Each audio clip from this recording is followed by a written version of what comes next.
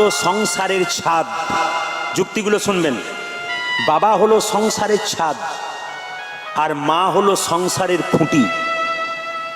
ছাদ যেমন খুঁটি ছাড়া থাকতে পারে না, খুঁটি সেরকম ছাদ ছাড়া থাকতে পারে না। এই দুটোকে সম্মান দিলে আপনার সংসারটা শক্ত থাকবে, আর খুঁটি আর ছাদকে অসম্মান করলে আপনার সংসার দিনের পর দিন ধ্বংসের দিকে যাবে।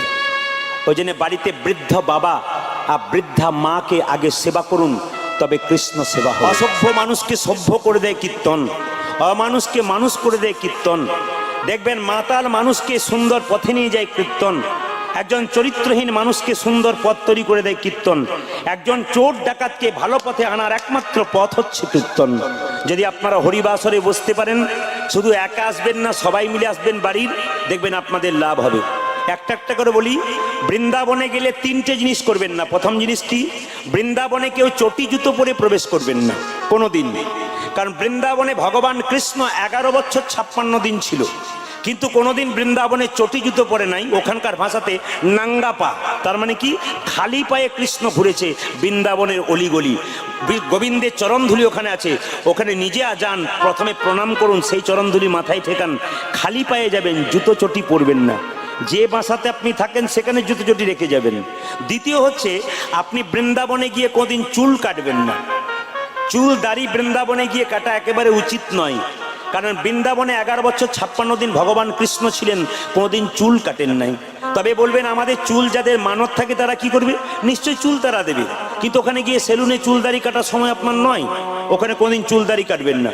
তৃতীয় হচ্ছে, আপনি অন্য জায়গায় মন্দিরে ভগবানের জন্য কাঁদবেন, কিন্তু বৃন্দাবনে গিয়ে আপনি কৃষ্ণের জন্য কোনোদিন কাঁদবেন না। কেন? বৃন্দাবনে কৃষ্ণের বয়স হচ্ছে 11 বছর 56 বছর 56 দিন, তার মানে হচ্ছে বাল কৃষ্ণ, বাচ্চা কৃষ্ণ।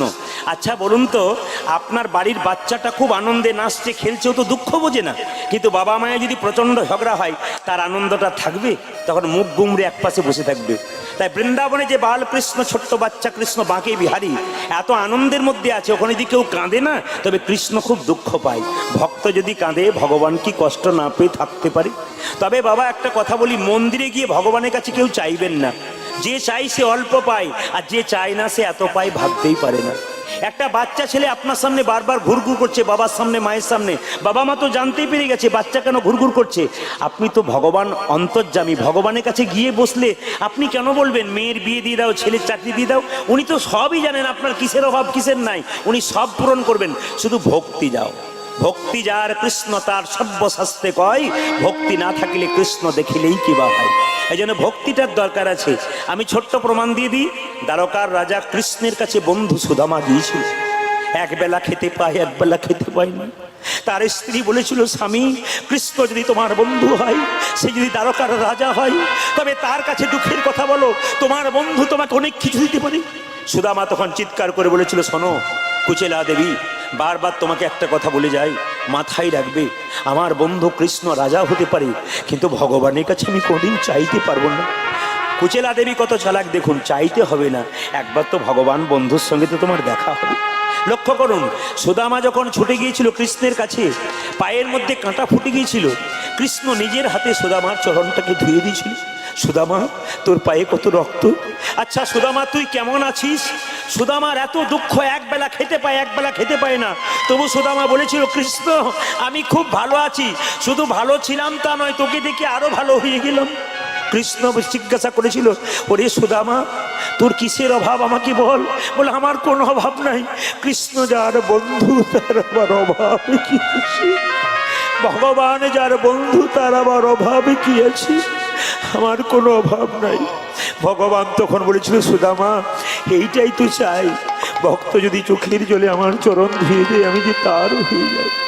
ওরে সুদামা, তোর এত অভাব, একবেলা খেতে পাস, একবেলা পাস না, তবু তুই আমার কাছে কিছু চাইলি না। তবে হ্যাঁ, তোকে আমি এমন অট্টালিকা দেবো তুই ভাবতে পারবি না। তোর স্ত্রী ভিখারিনীর মতো ঘুরছি, তোর স্ত্রীকে আমি রাজরানী করে দেবো। নিবেদন আপনাদের কাছে, মা, ভগবানের কাছে কিছু চাইবেন না, শুধু ভগবানের কাছে ভক্তি সম্পদ জমা দিন, কৃপা সম্পদ দিয়ে দান করবেন, নয়ন জলে ভগবানের চরণ ধুয়ে দিন, ভগবান ওইটাই ভালোবাসে।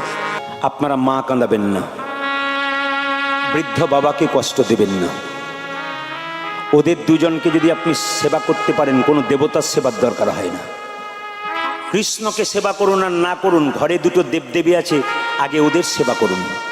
যে যেখানে বসে আছেন, কৃষ্ণকে সেবা করবেন কি না করবেন সেটা আপনার ব্যাপার, কিন্তু আগে ঘরে যে দুটো দেবদেবী আছে জীবন্ত, ওদেরকে সেবা করুন।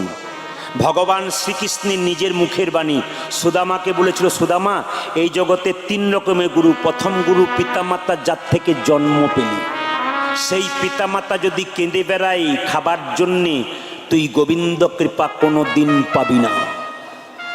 বাবা হলো সংসারের ছাদ, যুক্তিগুলো শুনবেন। বাবা হলো সংসারের ছাদ, আর মা হলো সংসারের খুঁটি। ছাদ যেমন খুঁটি ছাড়া থাকতে পারে না, খুঁটি সেরকম ছাদ ছাড়া থাকতে পারে না। এই দুটোকে সম্মান দিলে আপনার সংসারটা শক্ত থাকবে, আর খুঁটি আর ছাদকে অসম্মান করলে আপনার সংসার দিনের পর দিন ধ্বংসের দিকে যাবে।